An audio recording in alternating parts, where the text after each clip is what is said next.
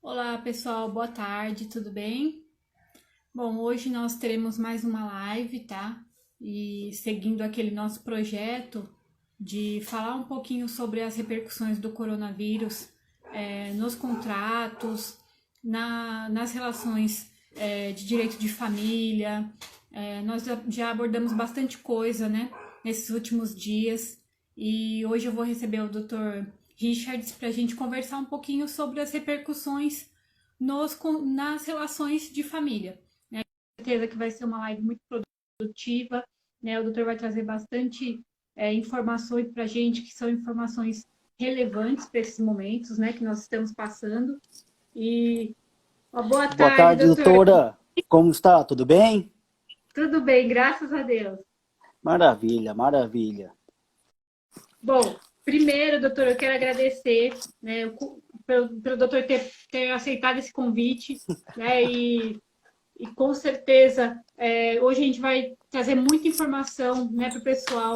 A gente tem bastante coisa para discutir, porque vai repercutir muito, né, doutor? Já tem repercutido muito, né, nas relações de direito de família, né? A gente tem bastante coisa para abordar.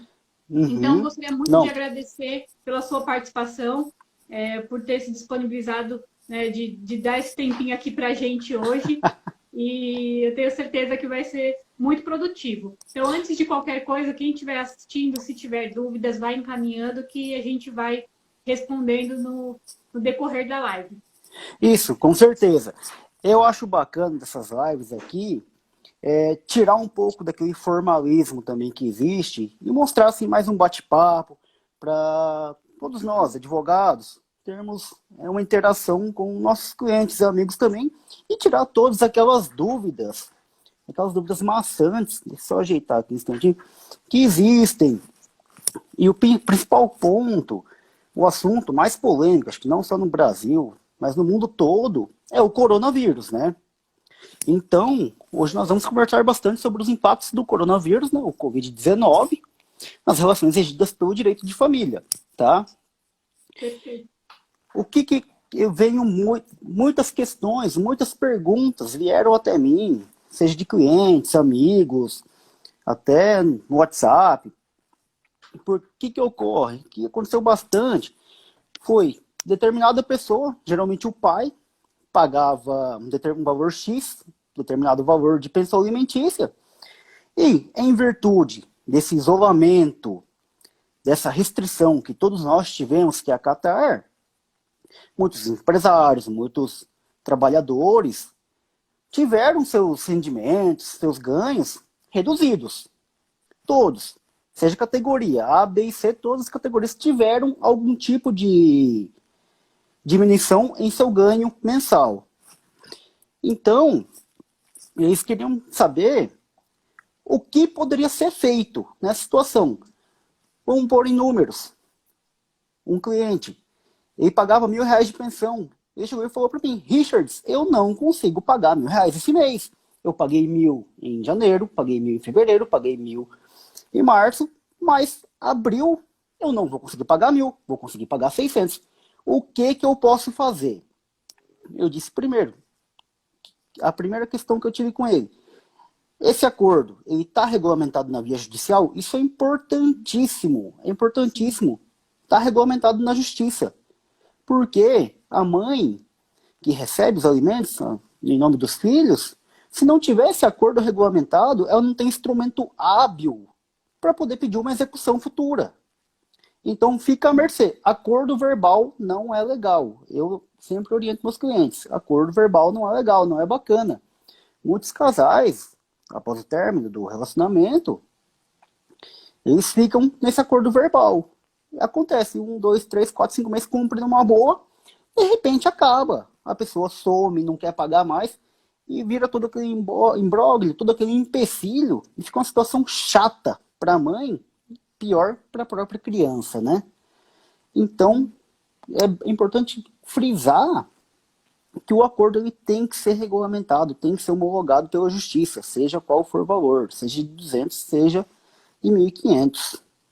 Então, a chave, o mecanismo jurídico que nós, advogados, usamos para rever essa pensão chama-se ação revisional de alimentos, no qual, através de um acordo que já foi formalizado anteriormente, e através da situação fática do dia, no caso, no nosso cotidiano agora, na atualidade do coronavírus, é possível pedir uma redução desses alimentos que seriam pagos de forma mensal, pedir ao juiz que seja reduzido.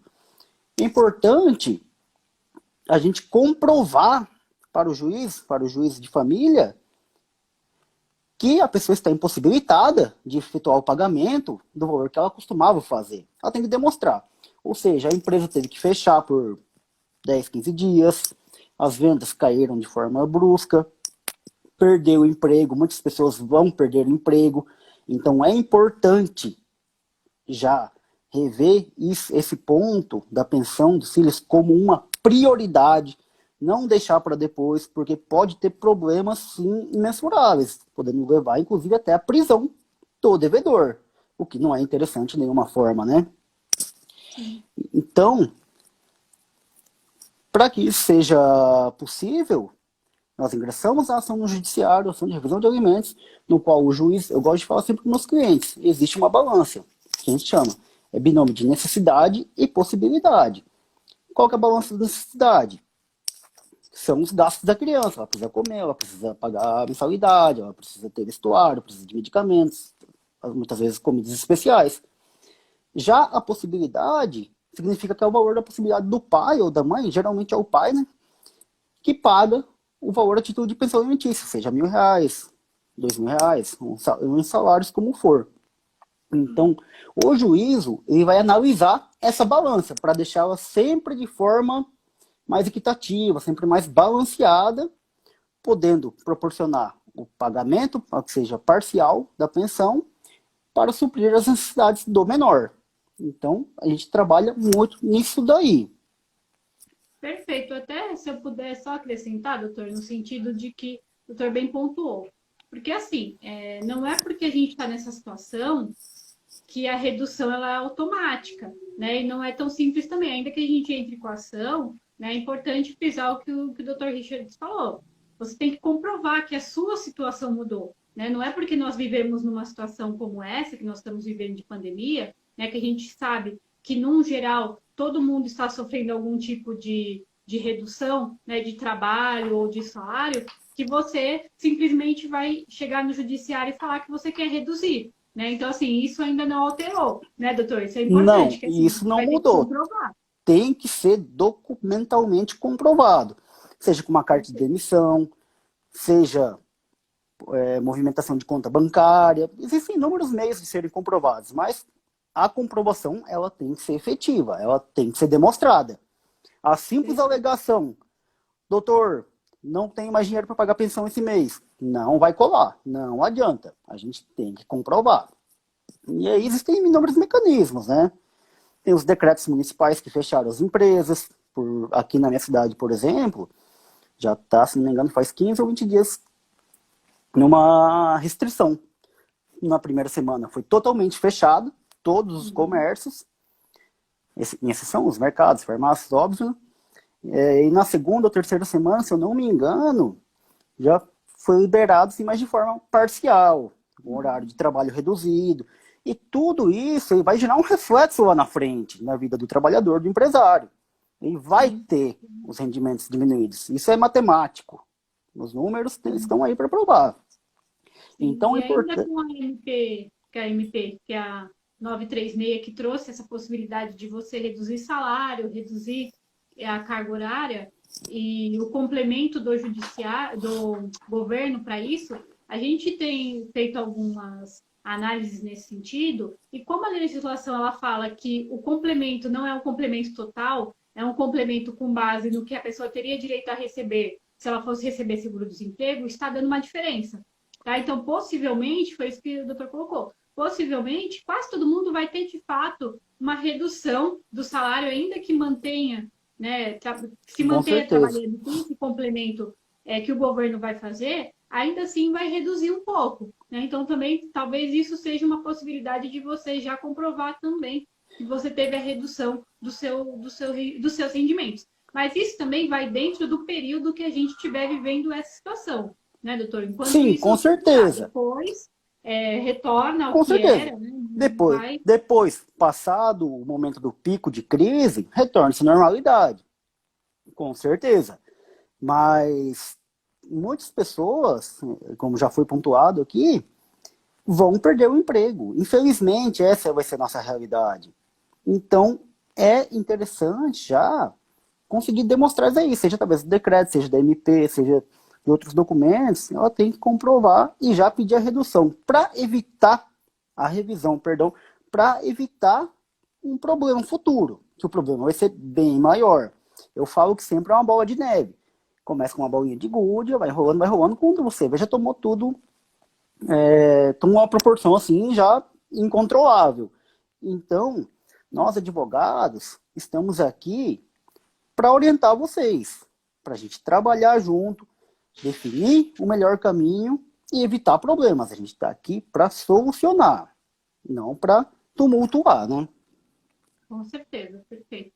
E aí, até só para a gente frisar o que o doutor colocou também no começo da live, o fato de ter acordo verbal, ele não autoriza que você faça uma execução, né? Então, isso é importante a pessoa entender também, né, doutor? Que assim, Sim, você com precisa certeza. regulamentar primeiro para depois você ter o direito a fazer a execução. Então, nesse momento, se eventualmente acontecer de você não ter, né, ainda fixado judicialmente uma pensão e o outro genitor deixar de pagar, infelizmente, executar a gente não consegue. A gente vai Não. primeiro ter que entrar com uma ação para regulamentar, né? Para fixar a pensão alimentícia, né? Isso, né? A gente fica sem meios hábeis para poder pedir uma execução, porque vai executar o que se não existe?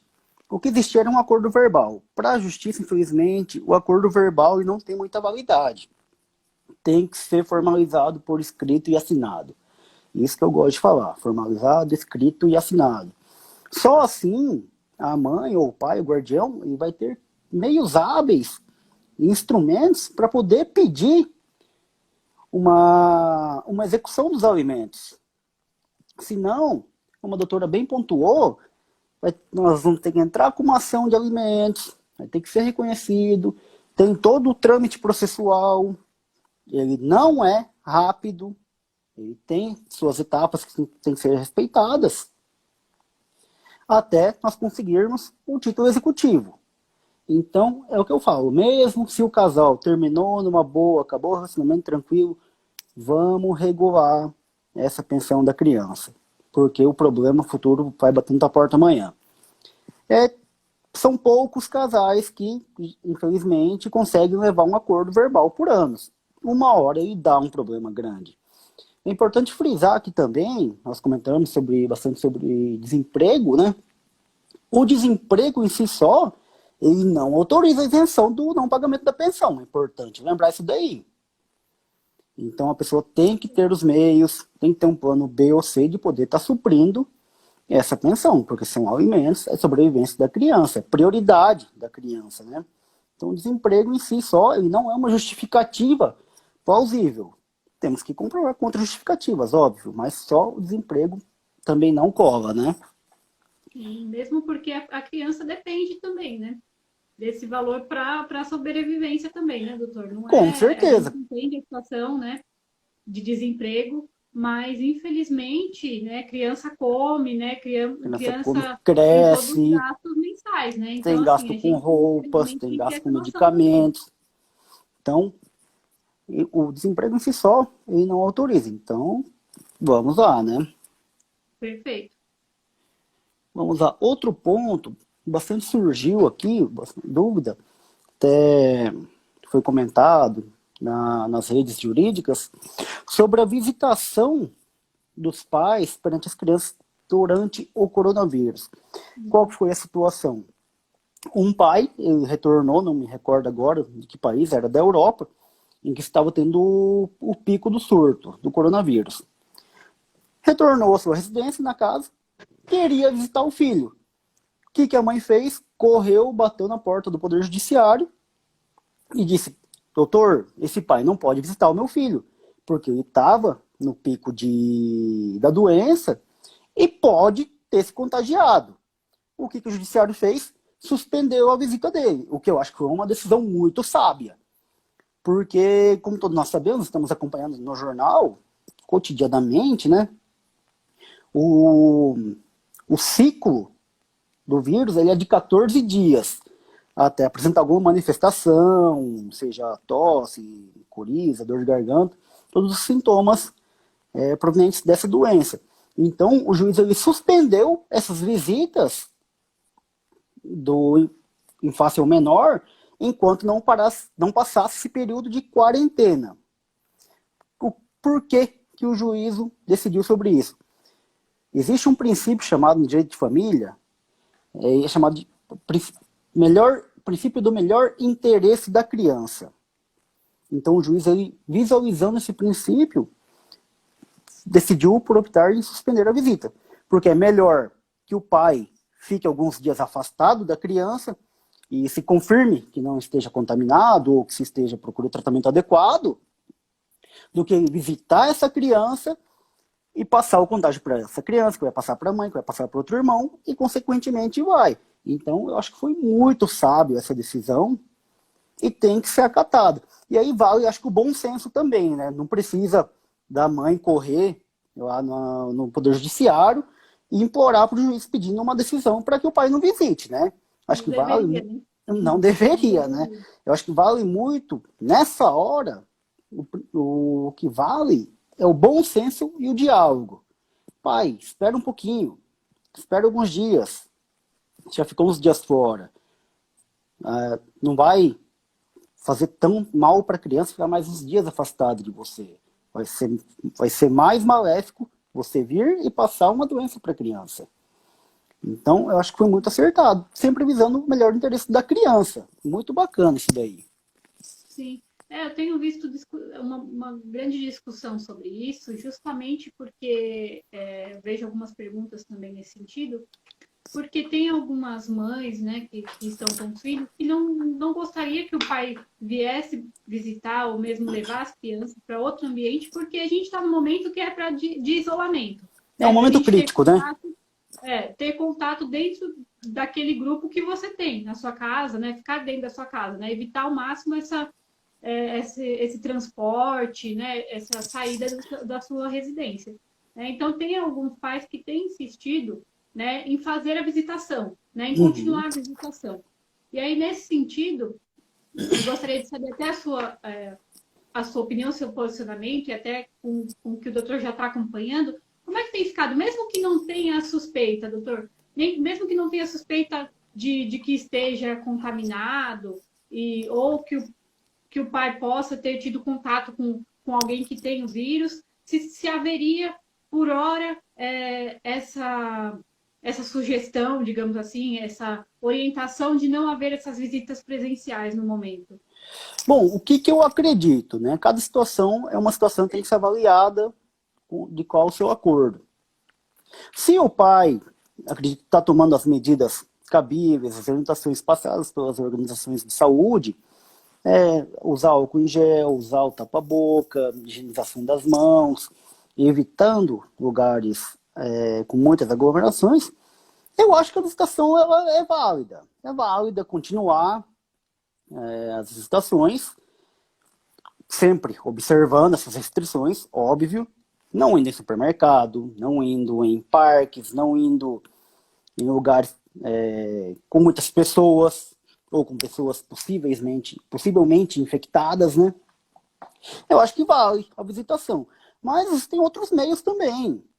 Existem os meios digitais agora, que se a sociedade apertar, tá ali com o coração doendo, quer ver o filho, mas tem um pouquinho de bom senso, talvez, fica um pouquinho mais em casa, liga, usa o WhatsApp, tem vários aplicativos aí que podem ser usados nesse sentido aí, para tá matando um pouco, né, esse afastamento. Mas eu acredito que se todo mundo tá tomando seu cuidado aí, saiu uma reportagem aqui na cidade aqui, que parece que 80% da população apoia, está respeitando as orientações, então acho que é válido também sempre ter um equilíbrio. O direito de família é regido por um equilíbrio.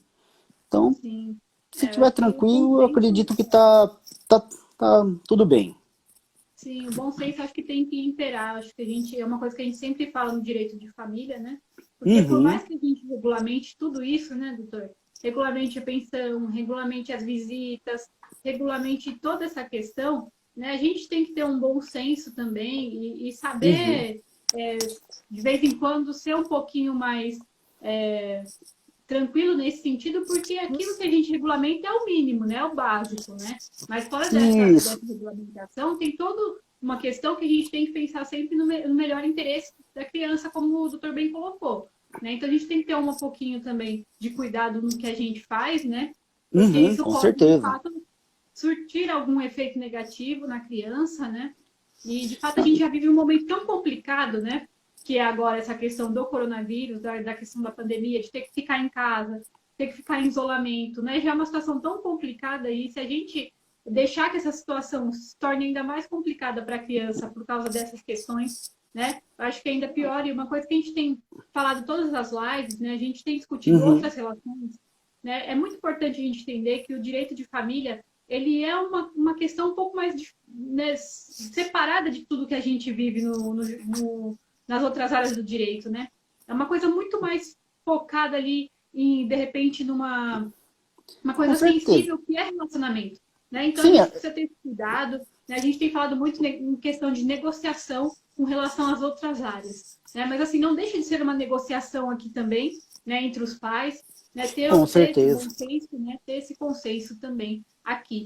Então, acho que é muito importante a gente frisar isso, né? A gente está aqui para passar orientação, né, o que a gente tem sempre Uhum, falado. Nosso intuito com essas lives é passar uma orientação básica, para a pessoa saber o que ela tem direito, né, como ela pode proceder ou não. Mas aqui eu acho que é bom a gente frisar que nessas relações a gente tem que ter um bom senso, tem que ter cuidado no que a gente vai fazer, né, doutor? A gente tem que ter sim, com uma certeza. paciência diferente, né? Com certeza.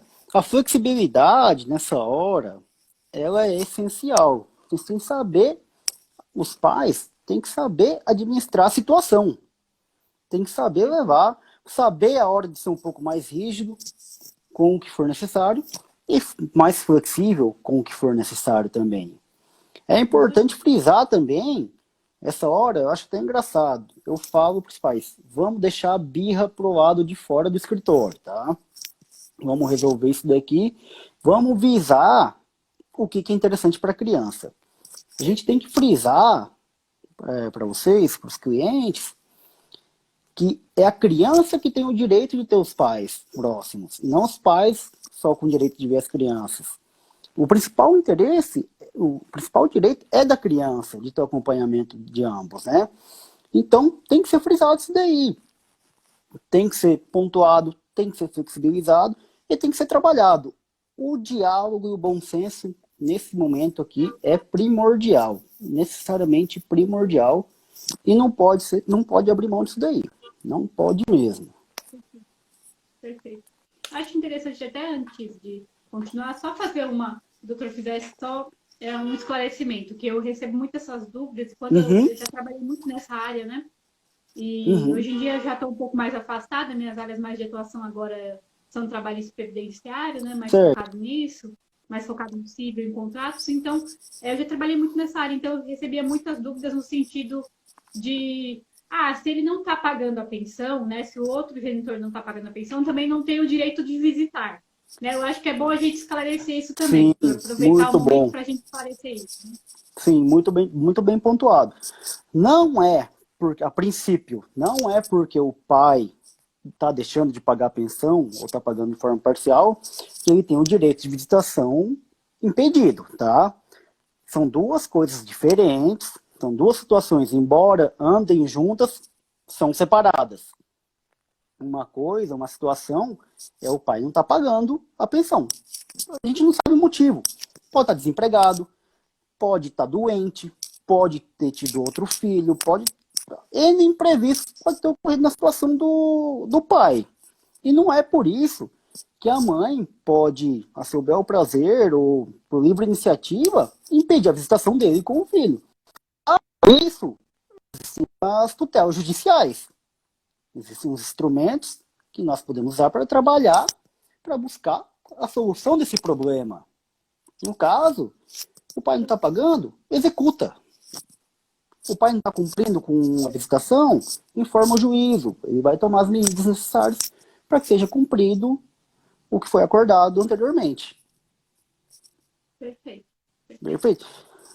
Doutora, outra dúvida que surgiu bastante também, foi até, foi até alvo de bastante discussão. Sempre o direito ele tem 2 a 3 pontos, né? E foi bastante discutido nos últimos dias. Sobre a prisão do devedor de pensão alimentícia no coronavírus. Por quê? É sabido, né? Quando o devedor de pensão alimentícia não paga a pensão, é decretada a prisão contra ele, de 1 a 3 meses. Ele vai cumprir a prisão no presídio, certo? Ele vai estar junto com outros devedores de pensão alimentícia ou com pessoas com crimes de menor potencial ofensivo, vai ficar separado dos mais agressivos, mas mesmo assim ele está preso. O que a justiça tem decidido nos últimos dias?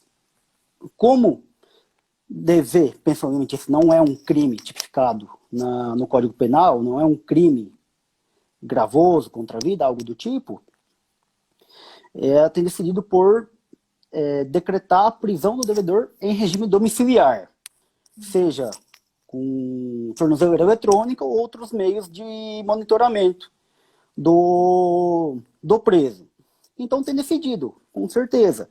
Não são todos os devedores que conseguiram esse direito, mas uma grande maioria sim teve concedido e está cumprindo seu regime no regime domiciliar. Lembrando que a prisão não isenta ele de continuar efetuando o pagamento da pensão nesse período.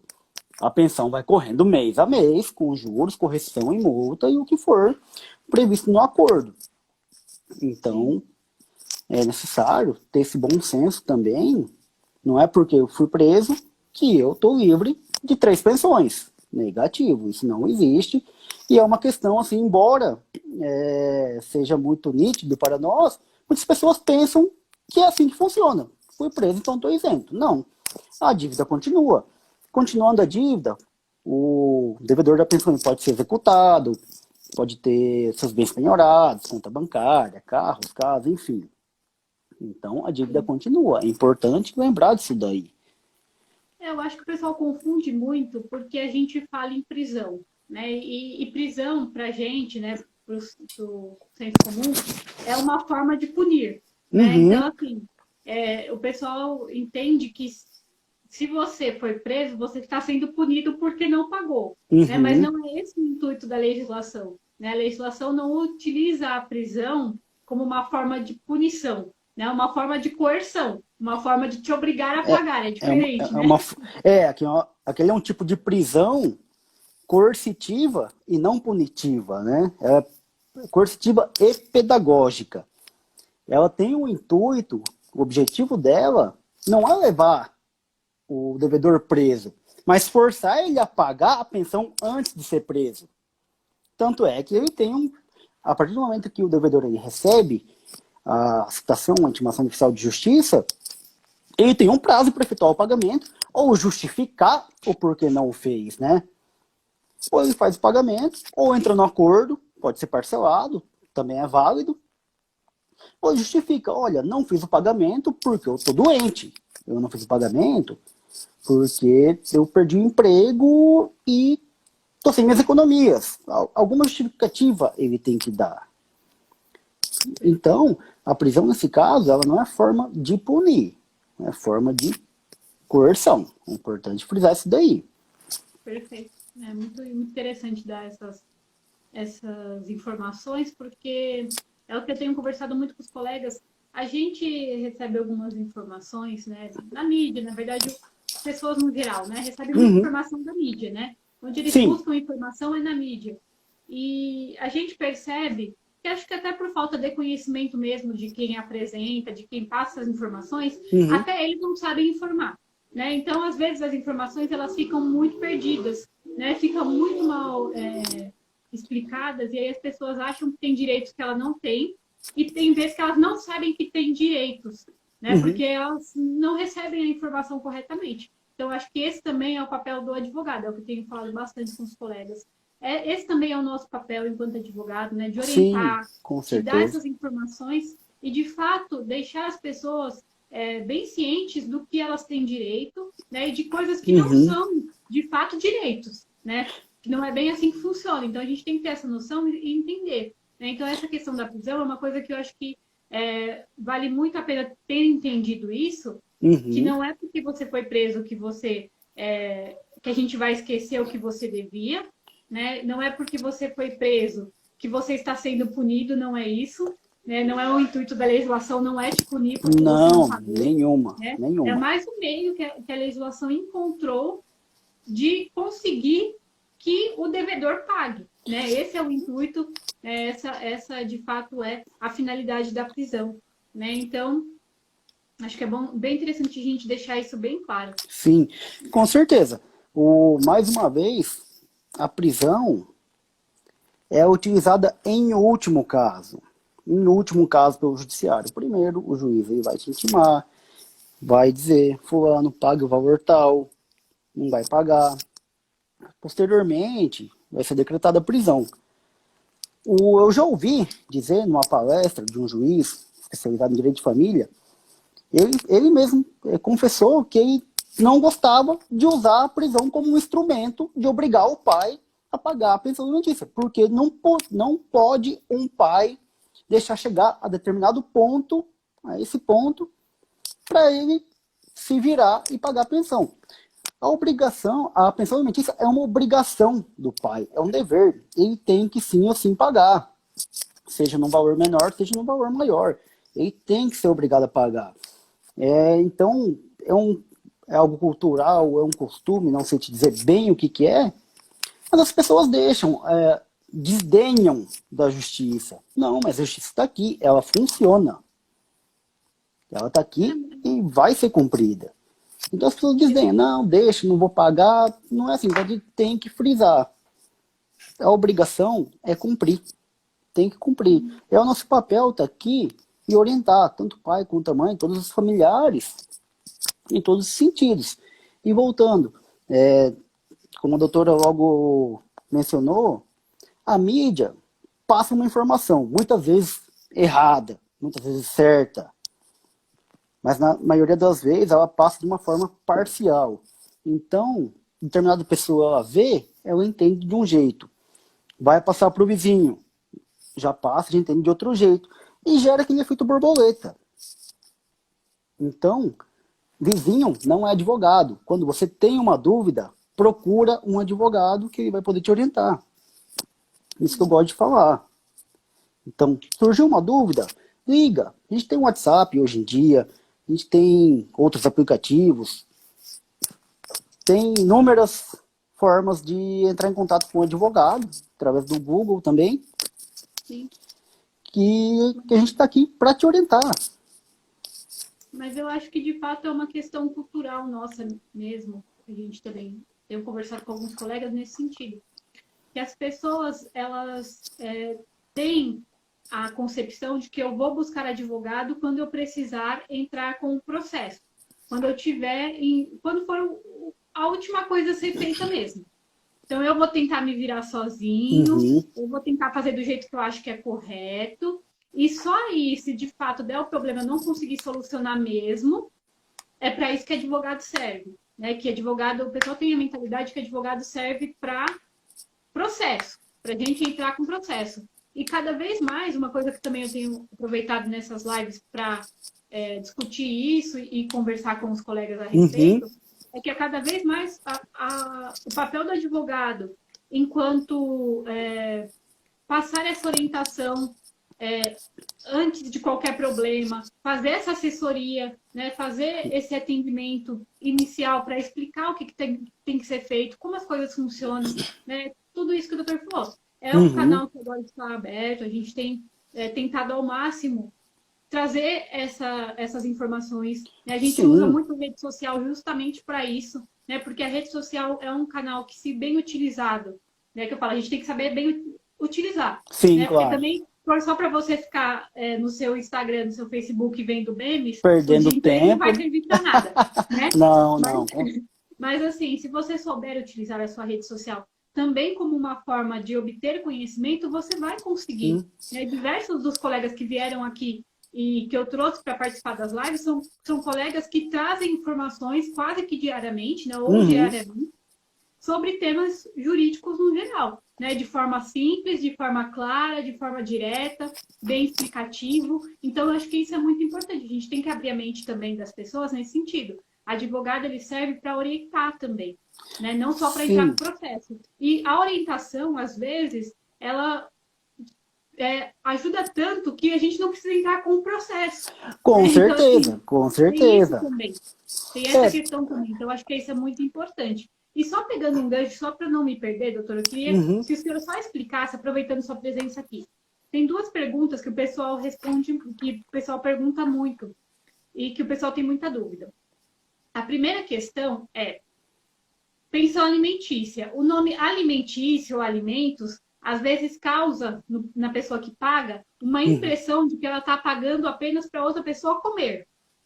Né? Então, assim, acho que é uhum. importante a gente explicar mas eu pago, sei lá, R$ 500, então eu estou pagando para ela comer e para a mãe comer. E às vezes o pessoal fala, mas pensão não serve só para isso. Não é Né? bem assim, né? Então, assim, é bom, eu gostaria que o doutor aproveitasse aqui e explicasse essa questão. Que pensão ela não serve para comprar Não, alimento, por mais que o nome traga isso, né? por mais Remeta a que, alimentos não é só para isso. por mais que o nome seja pensão alimentícia, o termo alimentos, ele não engloba só comida e bebida, não engloba só o mercado. Quando a gente fala no direito em alimentos, ele engloba, além dos alimentos, do mercado, das frutas, do leite, o que for, engloba, eventualmente, pagamento de aluguel, não ajuda, engloba vestuário, medicamentos. Muitas crianças hoje precisam de alimentações especiais, controladas. Então, o termo alimentos já engloba todo, essa bola. Engloba também escola de inglês, natação, futsal, o que for. Então, quando a gente fala alimentos, quando o advogado, o juiz fala alimentos, ele engloba todos esses gastos. Então, quais são os gastos da criança? Ela gasta R$ 1.000 por mês. 300 de alimentos, 200 de inglês, 100 de van, aí tem que fazer um relatório, tudo por escrito, tudo comprovado. Então, os termos alimentos aí vai englobar todos esses valores ou o máximo deles possíveis, né? Muitas vezes a gente sabe também que não é possível englobar todos os gastos da criança, né? Embora a gente trabalhe para efetivar o maior compromisso com a criança, muitas vezes a gente sabe que também não alcança, né? Então, relembrando mais uma vez, os alimentos englobam todos os gastos da criança, não só o mercado. E aproveitando até o gancho do que o doutor falou, no sentido que, assim, a gente faz todo um inventário, né? Todo um levantamento do que a gente gasta com a criança.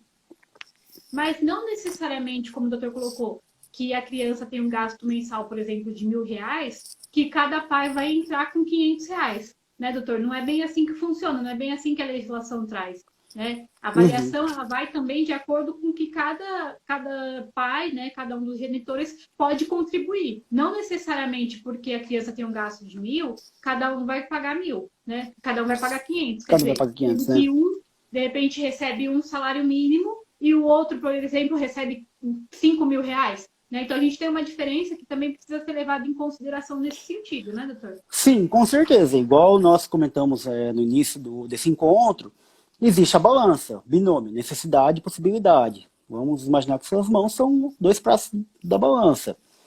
Então, cada pai vai arcar com o valor da pensão de acordo com aquilo que ele é possível pagar. O pai que ganha aproximadamente o salário mínimo, que dá R$ 1.045, ele vai pagar um valor proporcional do valor que ele recebe. Porque ele também tem que viver, ele tem esses compromissos. Muitas vezes esse pai tem outra família também, tem que estar cumprindo com suas obrigações na outra casa, então ele vai pagar de uma forma proporcional. Já o outro pai que recebe um valor maior, como exemplo, R$ 5.000, que dá aproximadamente 5 salários mínimos, ele vai pagar um valor maior também, mas dentro da necessidade que a criança tem de receber também. É um mito, é bem lembrado agora, é um mito que muitos clientes me perguntam, doutor, eu tenho que pagar 30% do que eu recebo? Não, não tem que pagar 30% do que você recebe. O que é o 30%? Ele é um parâmetro utilizado para quem recebe em salários mínimos, né? Então, geralmente, quem recebe um salário mínimo paga 30%. Mas ele não é porque recebe um salário mínimo que ele vai pagar os 30%. Ele pode pagar 20%, como pode pagar 40% também. Já se esse pai ganha 2 ou 3 salários mínimos, ele pode ter o valor reduzido. Se ele tiver mais filhos, pode ser dividido entre os filhos esse valor. Se tiver outra família, ou outro filho doente, ou alguma forma assim, esse valor sempre vai ser dividido. Então, é importante frisar isso daí. Não é um parâmetro, não é um parâmetro obrigatório o valor de 30%. É um parâmetro utilizado, mas não obrigatório. É bem colocado nesse sentido também, porque as pessoas têm essa falsa, né, concepção aí, essa falsa ideia de que todo mundo paga 30% de tudo, né? E não é bem assim, aquilo que o doutor bem pontuou, a gente tem que analisar caso a caso, até para verificar tanto a possibilidade de quem vai pagar, quanto a pessoa recebe, quanto ela tem, né, de renda, quanto a criança que vai receber, né? Porque cada caso é um caso. A gente tem criança, de repente, que estuda numa escola particular, né? A gente tem criança, por exemplo, que, de repente, tem alguma doença, né? De repente, tem uma situação que é especial, que depende de um tratamento especial, né? Um Que, de repente, tratamento, uma alimentação. sim, de toda uma outra questão, que daí vai ter mais gastos do que uma criança que não tem, né? Que não depende, de repente, de uma medicação mensal, né? Controlada, de uma alimentação diferente. Então, tem tudo isso que precisa analisar. Então, por isso que eu falo, às vezes, a ideia que as pessoas trazem da mídia, do que elas veem de informação, é errônea, né? Porque não é assim que funciona. Então, por isso, muitas vezes, as pessoas me falavam isso quando eu perguntava assim, mas quanto você gasta com a criança? Ah, mas ele não tem que pagar 30%? Não. Quanto que a gente tem de gasto com a criança? Para a gente entender se 30% de repente é pouco. De repente é pouco. De repente 30% é pouco. De repente 30% de um salário mínimo é pouco, né? Então, assim, de repente, dentro da situação, né? Então, tem tudo isso que a gente precisa analisar. É bom o pessoal aproveitar essa live para entender isso. Né? Eu estou aproveitando aqui a presença do Dr. Richards para ir um pouquinho além do que a gente se propôs na live, de abordar alguns temas que eu vejo que são dúvidas corriqueiras, que a gente sabe que as pessoas têm também uma concepção errada das coisas, né? Não sabe exatamente qual que é o direito que tem. Então é bom a gente frisar, porque tanto para um lado como para o outro, né? A gente pode tanto ter uma revisional que seja no intuito de aumentar a pensão, como a gente pode ter uma revisional no intuito de reduzir a pensão. Então, por isso que é importante para os dois lados. Se, de repente, você que está na guarda do filho começou a ter um gasto maior, de repente, justamente por isso, tem que comprar medicamento agora, né? Surgiu uma outra situação nesse decorrer do caminho aqui. E eu comecei a ter um gasto extraordinário, a gente também vai poder avaliar isso, né, doutor? Isso é importante a gente saber, que é o que a gente fixa hoje, tanto de guarda, de visitas e de alimentos, elas não são coisas que são imutáveis, né? Que são coisas que a gente não pode modificar. Ao contrário, elas são situações que podem ser modificadas a qualquer tempo, desde que a gente comprove que houve uma modificação na situação, né? Não, com certeza. Nada do que foi acordado anteriormente permanece estabilizado para sempre. Ele pode ser modificado. E é o que ocorre, geralmente, quando tem um acordo com o filho, com a criança, e posteriormente ela entra na faculdade.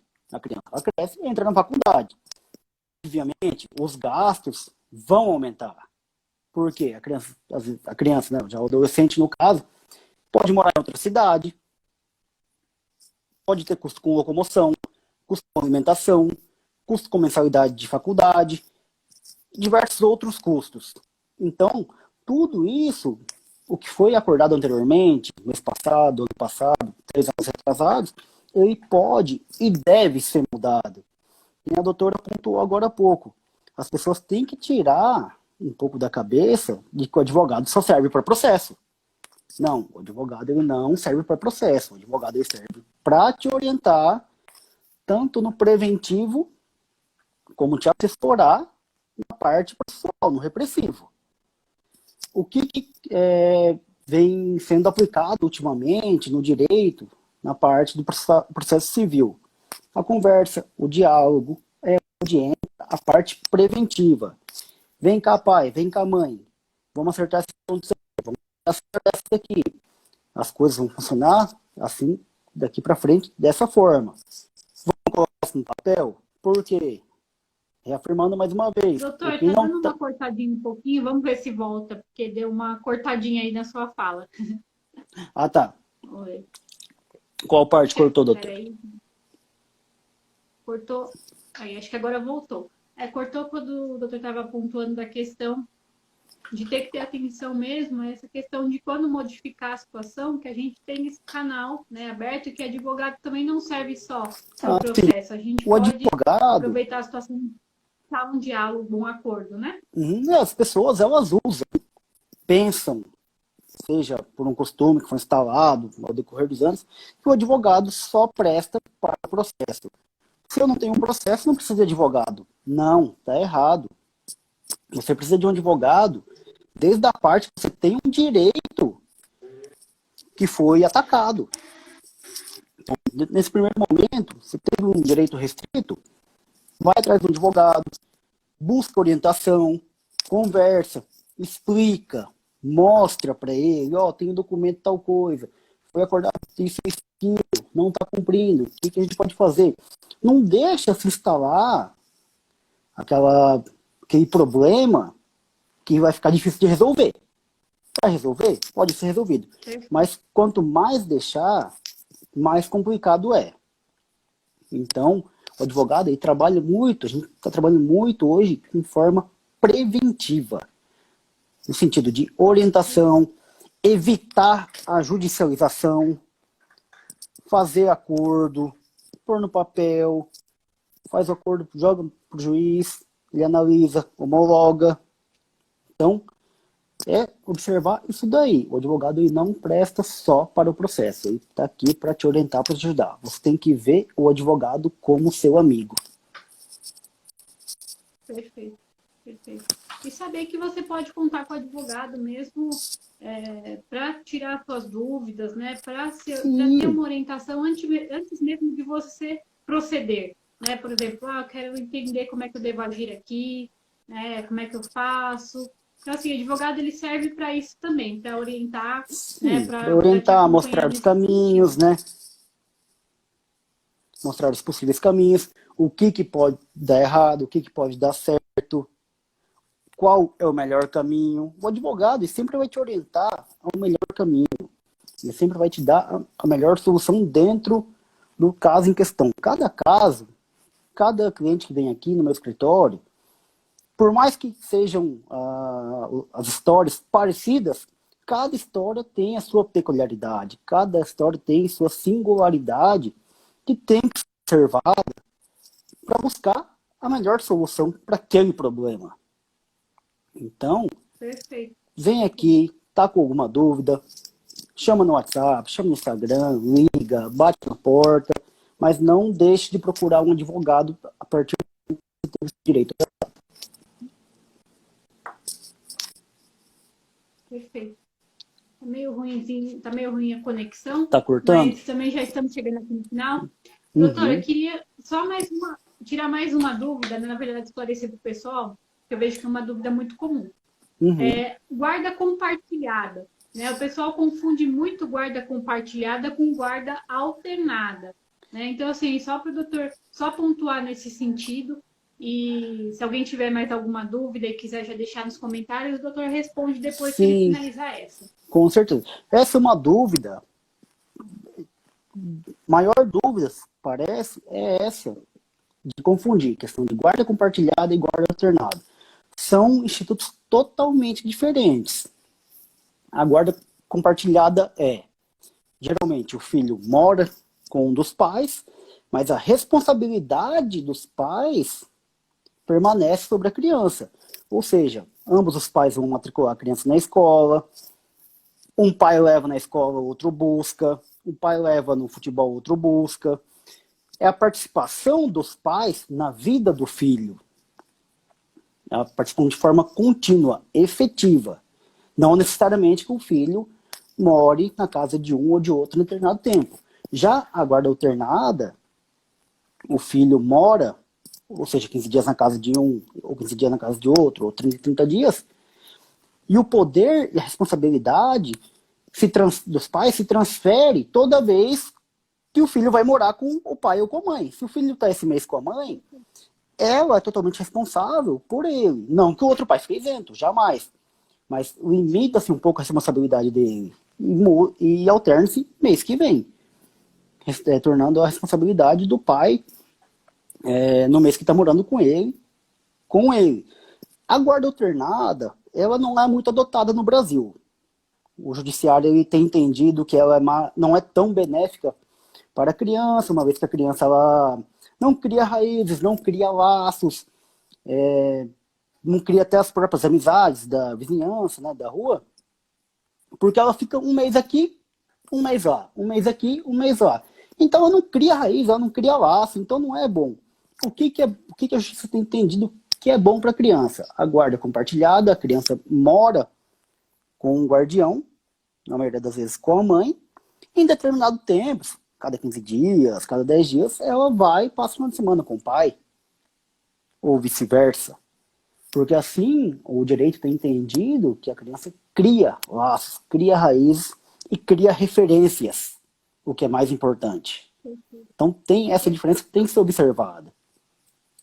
Sim. Mais uma vez, a gente volta, né, no melhor interesse da criança, né? Uhum. Isso que é bom a gente entender, que tudo isso que a gente está discutindo aqui hoje, né, que a gente discutiu muito a questão voltada para a criança mesmo, da relação entre pais e filhos, né? A gente falou de guarda, a gente falou de alimentos, a gente falou da prisão do devedor, né? Então, assim, a gente focou nesse assunto porque, de fato, eu acho que é um dos assuntos que mais causa dúvidas, né? E que mais São assuntos corriqueiros, né? que a população não tem o conhecimento correto, né, da situação. Então, a gente aproveitou justamente para isso. Eu aproveitei ainda a presença do Dr. Richard justamente para chamar atenção a outros pontos, né? Além do que a gente se propôs hoje, que era trazer esses impactos do coronavírus, né, nas relações de família, justamente para aproveitar que nós já estávamos aqui discutindo essa questão e tentar sanar algumas dúvidas, né? Então, como a gente não recebeu mais nenhuma outra dúvida, eu gostaria de perguntar se o doutor se colocaria à disposição, né, se eventualmente alguém tiver alguma dúvida e quiser encaminhar por direct, a gente vai respondendo posteriormente. Não, com certeza, né? Nosso tempo está chegando ao final já, né? Tem mais alguns minutos aqui. Eu me boto inteiramente à disposição de vocês. Quem tiver dúvida, pode estar entrando em contato conosco, seja no direct pelo Instagram aqui, seja pelo WhatsApp, tem também no Instagram, outros meios de contato, Facebook, e-mail, ou o que for. Estamos aqui para sanar suas dúvidas, para te ajudar e lhe orientar. Então já me boto à disposição, tanto da doutora quanto dos demais participantes, para a gente estar sanando todas essas dúvidas que possam surgir. Perfeito. Então, doutor, muito obrigada pela sua presença. Eu que agradeço. Gostei muito da live. Eu acho que a gente conseguiu abordar bastante pontos assim essenciais, questões que de fato são importantes para as pessoas entenderem, para as pessoas saberem, né? Não só nesse momento que a gente vive, mas para a vida mesmo. Né? Entender com certeza. Como esses institutos eles se comportam, qual é o entendimento do judiciário, como as coisas devem ser feitas, né? Eu acho muito importante. Agradeço muito, né, a sua colaboração. Com certeza trouxe um entendimento maior para todo mundo que nos acompanhou e que nos irá acompanhar, que eu vou deixar a live salva, então o pessoal que vai poder ainda assistir. Então, eu agradeço muito a sua presença. Espero tê-lo aqui novamente, né, no meu perfil. Com certeza. Discutir um pouco mais sobre essas questões que são tão importantes. E, de verdade, agradeço muito a sua participação, doutor. Não, eu também queria agradecer a doutora aqui pela oportunidade de estar conversando aqui. Igual eu falei, é um bate-papo, é uma conversa, sem muito formalismo, para estar se inteirando junto com o pessoal, com os participantes, e sanar todas essas dúvidas. Eu quero agradecer a oportunidade. Foi muito bom esse encontro e com certeza teremos mais futuramente. Com certeza. Então, muito obrigada, doutor. Muito obrigada a todos que Obrigado nos você, acompanharam. obrigado a todos Tenha também. uma boa tarde. Amanhã, só lembrando que amanhã eu tenho mais uma live para a gente discutir agora essas questões de direito do trabalho que estão tão Tema complexas, muito cada dia sai importante, né, uma coisa doutora? diferente, cada dia sai uma coisa diferente, então amanhã eu vou trazer mais um outro colega para a gente discutir um pouquinho mais sobre essas questões, né, trazer umas orientações nesse sentido. Então, espero vocês amanhã também. E tenham uma boa tarde. Todos tenham uma boa Boa tarde. tarde, doutora. Boa Obrigada, tarde, viu? até mais. Boa E tarde. vamos acompanhar amanhã a tua live. Com certeza. Obrigada. Tchau, Tá. tchau. Tchau, tchau.